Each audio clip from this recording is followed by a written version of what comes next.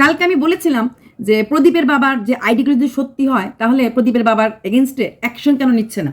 অবশ্যই যখন এতটাই সবাই জানে যে হ্যাঁ প্রদীপের বাবা দোষী, প্রদীপের বাবা দায়ী, কিন্তু দেখুন সেই যে আইডিটা প্রদীপের বাবার নাম নিয়ে একটা মিত্র আইডি।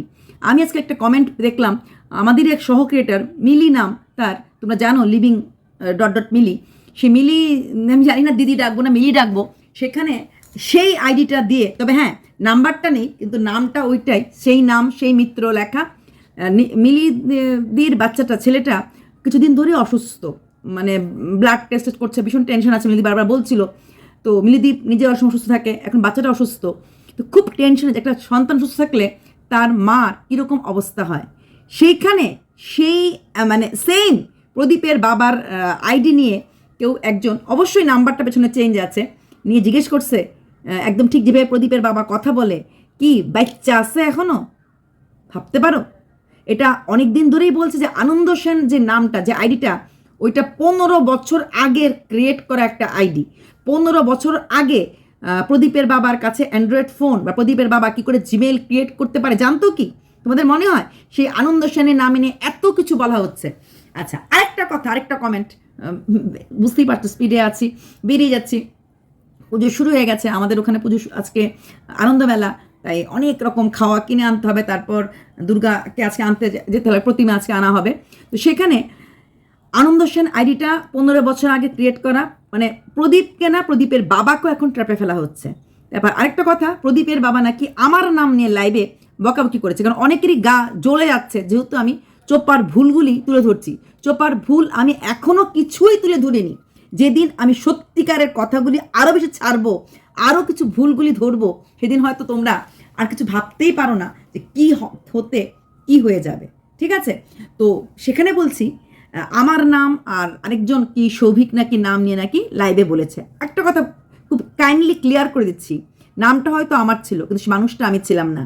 এই নামটার টাইটেলটা অন্য, সে একজন ভিউয়ার্স যে সবসময় প্রদীপের ভিডিও বা অন্যখানে গিয়ে উল্টোপাল্টো কমেন্ট করে। আমি জানি সেই টাইটেলটা কী, যেহেতু বলবো না, তাই সেদিন প্রদীপের বাবা যে কথাটা বলেছিলেন সেটা পার্সনটা আমি ছিলাম না, সেটা ছিল দুজন ভিউয়ার্স, একটা মেল একটা ফিমেল। নামটা আমার, কারণ আমার নাম নিয়ে দত্ত টাইটেল, মুখার্জি টাইটেল, এমন কিছু ভিউয়ার্স আছে আমার নাম নিয়ে না, ওদের নামটাই আমার নামটা। হ্যাঁ, কারণ ম্যাক্সিমাম লোক, ইভেন আমার সহক্রিয়েটাররা আমাকে এপি দিদি ভাই, এপি ম্যাডাম, এপি ব্লগ, যদিও আমি এপি ব্লগ না, এপি ব্লগ মানে প্রিয়া, কিন্তু এপি ব্লগ বলে এমনকি আমার ভিউয়ার্সরাও আমার আসলে দেখা হলে আরে তুমি এপি ব্লগের না, এরকম করে বলে, আর না হলে বলে প্যাশন। ঠিক আছে?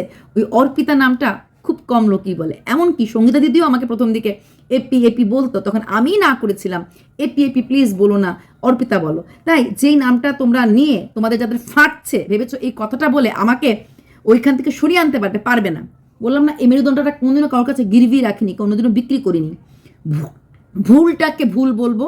একটা মহিলা হয়ে একটা মেয়ের পাশে দাঁড়িয়েছিলাম তাকে বাচ্চার অধিকার দেওয়ার, আর সেই মেয়েটাই যখন সেই পাবলিকের ইমোশনটাকে রং পথে নিয়ে যাচ্ছে, নিজে রং পথে গিয়েও নিজেকে সত্য বলে জাহির করছে, তখন তাকেও তো ছেড়ে বলা যায় না। অন্যায়ের প্রতিবাদ করার জন্যই তো আছি, তাই অন্যায়টাকে আমি অন্যায় বলবো, সে যতই যে হোক, যতই যা কিছু করুক। তাই আমিও অন্যায় বলেছি। তো এটা ক্লিয়ার, যারা বলেছো বা যারা লিখেছো কমেন্ট বক্সে এত উত্তর দেওয়া যায় না, আর বিশেষ করে এখন পুজোর মরশুম, প্রচণ্ড ব্যস্ততার মধ্যে আছি সব দিক দিয়ে মিলে। তো সেখানে দাঁড়িয়ে একটা কথাই বলবো, সেই ব্যক্তিটা সেই মহিলাটি আমি নয়, সেই মহিলাটি আমি নয় যাকে উনি কিছু বলে যদি থাকেন, কারণ নর্মালি আমাকে প্যাশন বা এপি ব্লগ বলেই সবাই বলে। ক্লিয়ার করে দিলাম, তাই পারবে না আমার মোড়টা ঘুরিয়ে দিতে। আর এই যে বললাম প্রদীপের বাবাকে ট্র্যাপে ফেলার জন্য, প্রদীপের বাবার ক্ষতি করার জন্য প্রচুর লোক এখন উঠে পড়ে লেগেছে। তার প্রমাণ একটা মিলিদির কমিউনিটি পোস্টে এত নোংরা কমেন্ট একটা মাকে বলার জন্য, মানে মনুষ্যত্ব মানসিকতা কত দূরে যেতে পারে। আর কার নাম নিয়ে? প্রদীপের বাবার আইডি নাম নিয়ে। তুলে মূলে বিনাশ ওদেরকে করতে লাগবে, তুলে মূলে বিনাশ। কালকেই আমার আইডিগুলি দেখার মনে হয়েছে থ্যাঙ্কটা হয় না, এটা প্রদীপের বাবা লেখেনি। কিছু জায়গায় বানান ভুলটা দেখে মনে হয়েছে এটা প্রদীপের বাবা না, অনেক জায়গাতে মনে। আর তাও যদি বলেছি, কালকেও বলেছি, আজকেও বলছি, যদি সত্যিই প্রদীপের বাবা হয়, তাহলে ইউরেলটা সাবমিট করলেই সাইবারে ধরা পড়ে যাবে ইউরেলটা কোথা থেকে, কোন দিন, কোন জায়গা থেকে ক্রিয়েট করা হয়েছে, এরিয়া লোকেশন ট্রেস করা যায়। আর তবেই কিন্তু প্রদীপের বাবাকে চরম শাস্তি, কারণ এই শাস্তি দেওয়ার সুযোগটা হাতছাড়া কি যায়? আমি তো একদম চাই না। যারা এইভাবে সাইবার বা যারা চোপার ভিউয়ার্স আছে, যারা চাও চোপার মঙ্গল হোক, আমি তাদেরকে বলবো প্রদীপের বাবাকে এইভাবে শাস্তি দেওয়ার উপায়টা হাতছাড়া করো না। প্রমাণ করে দাও এই আইডিটা প্রদীপের বাবার ছিল, প্রমাণ করে দাও। এটা আমিও চাই।